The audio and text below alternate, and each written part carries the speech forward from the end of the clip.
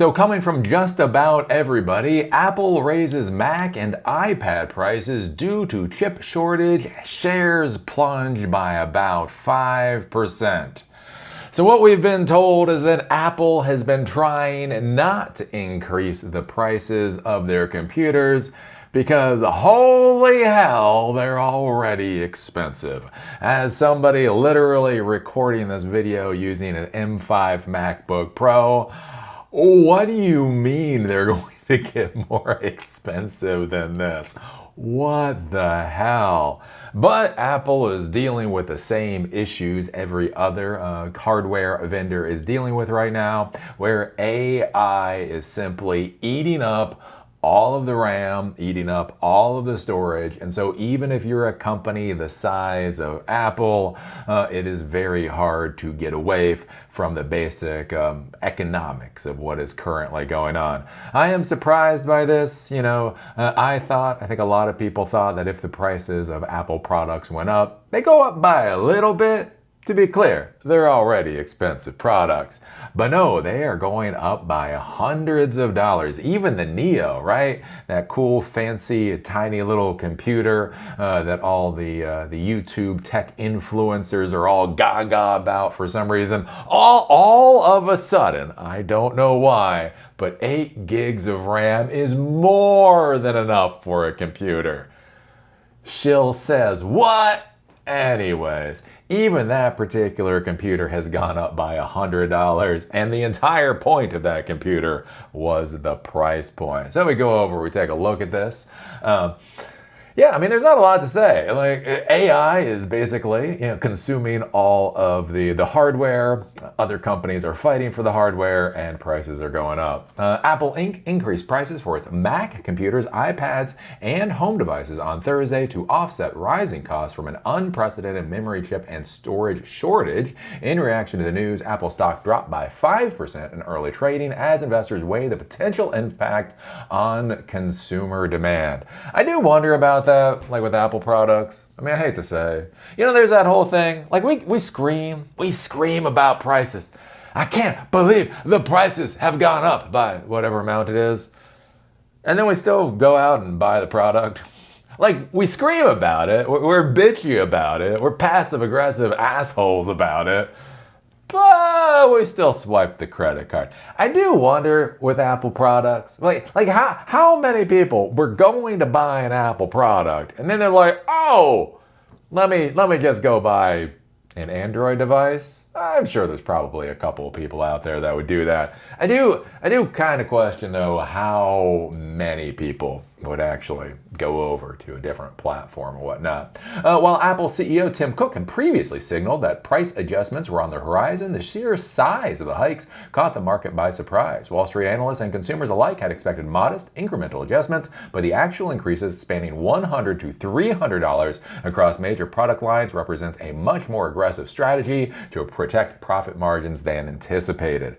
I do wonder with this if they're kind of expecting hardware prices to keep going up. So one of the big things in the business world, right, wherever you are in the business world, is expectations management, right? Controlling the expectations of your customers, because many times it's not the product you're selling or even the price point you're selling the product at. It's like the expectation your customer has in their head about what something should cost. So one of the things to think about this is if you imagine that we've kind of hit max hardware cost in this whole AI fraud bubble that we're going through, then you might think, oh, let's do incremental. Let's go up by $25. Let's go by $50. Let's go by $100. Whatever else, right? Because you figure that's probably about as far as you're going to go. Like the price of the hardware has gone up by a little bit, so you're just going to increase the price by a little bit. Here's one of the problems you run into, though, in the real world, is if you increase the price by a little bit, and then you've got to increase the price by a little bit more, and then you got to increase the price by a little bit more, and then you got to increase the price by a little bit more. Like, there's just something psychologically that does not sit well with consumers when you do that, because they are constantly being reminded that the prices are going up. It's just one of those psychological things. Whereas if you jack the price up pretty high, but you do it once, right, you still, the consumer still gets that psychological shock, but they get that shock once. right? There's a pain point in just the price changing at all. And so one of the things they might be looking at here is they might be looking at it and going, you know what, we think the prices are going to keep going up. So why don't we start charging our customers based off of where we think this crap is going to be in 2027? Hit them hard now. Again, people complain, bitch, whine, moan, still swipe their credit cards, and then we will get past this moment in time. This is one of the things I talk about, like when I had customers, where I found if you did time and material billing, so you go to a customer and you say, I think this is going to take about 20 hours, let's say $100 an hour, that should cost you $2,000. Now it might go well. I mean, who knows? Sometimes it goes well, might cost you $1,000, but things might go poorly, it might cost you $3,000. I'm expecting this to cost $2,000. Oh, customer, they would hem and they would haw. And they're just, oh my God. Because what they're thinking is, I don't know if I want to pay $3,000 for this. Now, most likely they're not going to pay $3,000 for it, but there's a psychological thing. They don't focus on the $1,000 they could spend. They focus on the $3,000. So again, look, I'm here for everybody. I'm here. Oh, dear customer. Is it this whole, dynamic pricing thing or whatever? Does that bother you? It might be this price. It might be that. I understand. You know what we're going to do? We're just going to give you a flat rate of $4,000.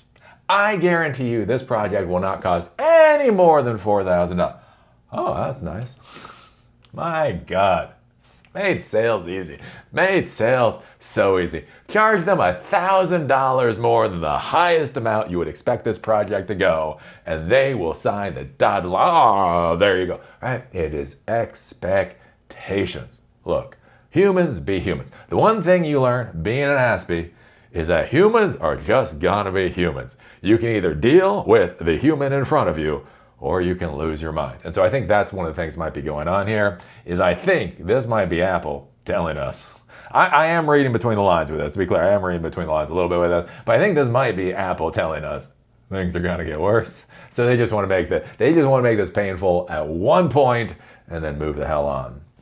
If we go over, despite the aggressive pricing and initial market knee-jerk reaction, Wedbush analyst Dan Ives maintained an outperform rating and a $400 price target on Apple.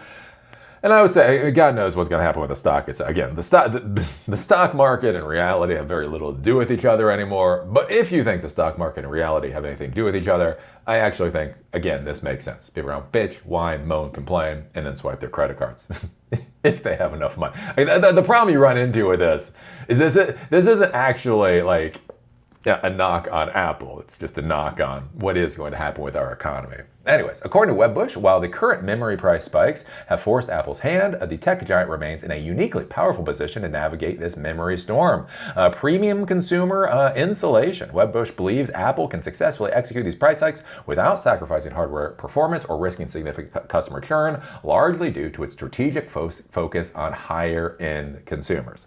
Again, right? Think about it. If you're sitting there and you're coding or you're doing content creation or whatever else, at the end of the day, what's $200, right? You buy a computer. That computer's probably going to last you about 3 years. So even if it's your computer goes up by $300, that's the equivalent to additional $100 per year that you're paying for the computer, which comes out to about $8 per month, right? So here's the thing. If you're used to editing your videos, right, using Final Cut on a MacBook, are you gonna go to Adobe Premiere on a Windows system over $300? Probably not. Again, bitch, whine, moan, complain, you still swipe the credit card, right? Margin battle. Apple has historically used its immense purchasing leverage to secure rock-bottom component prices, shielding gross margins via carry-in inventory over recent quarters. However, Wedbush notes the current surge in AI-driven data center demand has made the situation unsustainable, rendering the hikes unavoidable. I also think here with the whole margin battle, one of the things you have to consider is, everybody is being hit with this particular problem. This is not an instance where Apple had some kind of proprietary hardware and a biblical flood came through and wiped out the factories that created that proprietary hardware, right? So Dell has their own hardware, and HP has their own hardware, and Acer has their own hardware, and only Apple was hit with some kind of weird ass disaster, right? In that point in time, again, you got to think about pricing strategy. Are you willing to lose money now in order to keep customers? One of the quote unquote good things for Apple, at least from a business standpoint, is everybody is being hit with the RAM problem. Like Apple is being hit with RAM and Dell is being hit with RAM. We're going to be talking about Xbox. Xbox, they're increasing the prices of Xbox. You want to talk about ballsy? You want to talk about ball? Microsoft is increasing the prices of Xboxes. Nobody wants those things now. You're going to be jacking up the price by like another $150. Sure, go for it, I guess. It'll be funny to see that fail. But that's the thing. Like, we are in a time period where even Xbox has to increase the price of the hardware that nobody's actually buying. And so again, that's one of the issues, right? If everybody is increasing the price, oh, what? You're going to get pissy about Apple. Well, if you go over to Dell, if Dell's computers are going up in price too, it's not, there's no real escape from this particular type of inflation. Which yeah, just sucks. Product by product price breakdown. Again, I was kind of surprised about this. MacBook Neo, old price $599, going up to $699. MacBook Air going up by $200 from $1099 up to $1299. MacBook Pro entry level going up by $300 from $1,699 to $1,999. iPad Air is up by $150. 11-inch iPad Pro is up by $200, and apparently everything other than iPhone prices are currently unchanged. I do wonder with iPhone prices if it may be the type of thing where they may have more of that iPhone inventory in stock. They sell a metric crap ton of iPhones, so they may have pre-purchased enough iPhone hardware so it doesn't hit them. But yeah, so these prices are already going up. So if you were giving people crap about buying Apple computers before, oh, this is going to be your glory days. You're just going to be able to really crap on people buying Apple computers because, damn, this crap is getting expensive. Too bad we didn't hire a president that swore to us he would decrease things like inflation. Too bad we didn't hire a president who thought, anybody who didn't do anything about inflation was a complete and utter moron. Anyways, yeah, prices are going up. It'll be curious to see how this works out. One of the things you should be thinking about, though, if you're a consultant and you run a business, right now with inflation, look, inflation is nasty. Inflation is nasty, and inflation is real, and inflation is painful. Here's the reality, though, but when you're running a business, you got a lot of bills. You got a little bit, again, one of the things you have to think about like with business is who are you going to be nice to? Who are you going to be nice to? Are you going to be nice to your customers or are you going to be nice to your employees? Right? You drop the price on your product or service to your customer. Oh, look, you're being nice to your customer. But then if you consequently have to cut the hours you're giving your employees, you're being kind of mean to your employees. Like this is kind of like it's one of those horrible balancing acts. One of my frustrations when we hear about business so much, again, in the technology world, is they never talk about, again, the reality, like the balancing act. If you are nice to one person, you're fucking somebody else over. That is just the reality. If you're being too nice to your employees, you're fucking over your customers. Being too nice to your customers, you're fucking over your employees. Being too nice to your investors, you're fucking over everybody. Right? Here's the fact. If you're being nice on one hand, you're most likely being a bastard on the other. That's kind of how this all has to work out. Look, I'm just telling you how it works. I'm not getting into all that. So one of the things to consider if you're running a business right now is although people are bitching, whining, moaning, complaining about inflation, and it is causing them real and actual pain, something to consider. If you raise your prices just because people complain, it doesn't mean they're not going to keep swiping their credit cards. The fact of the matter is there are certain products or services people still need, or honestly, even if they don't really need it, they still will swipe the credit card at the end of the day. And so this is one of those things you're going to have to take a really tough look in the mirror and ask yourself, when you sit there and you think you are being nice, because you're like, I'm not going to be like Apple. I'm a good person, right? Again, what about your employees, right? Inflation is hitting your employees. So if you don't inflation adjust the prices that you're giving to your customers, one of the questions is, as inflation hits your employees, how are you going to pay them enough money to offset that, right? This is what I hate about white knights. This is why I despise white knights, because that's simply not how the world works, right? White knights want to come out and they want to talk about all the good, most likely that they would do, not that they're actually doing it because they're white knights, but they're not looking at the downstream effects, the downstream damages of them pretending to be good people.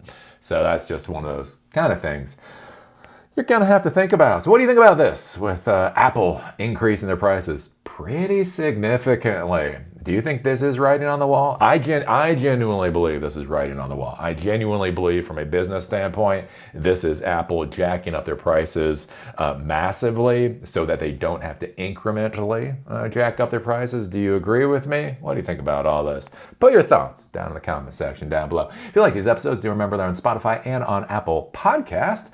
Link is down below. Also, if you want to follow me on LinkedIn, there's a link down there too. And with that, see y'all later.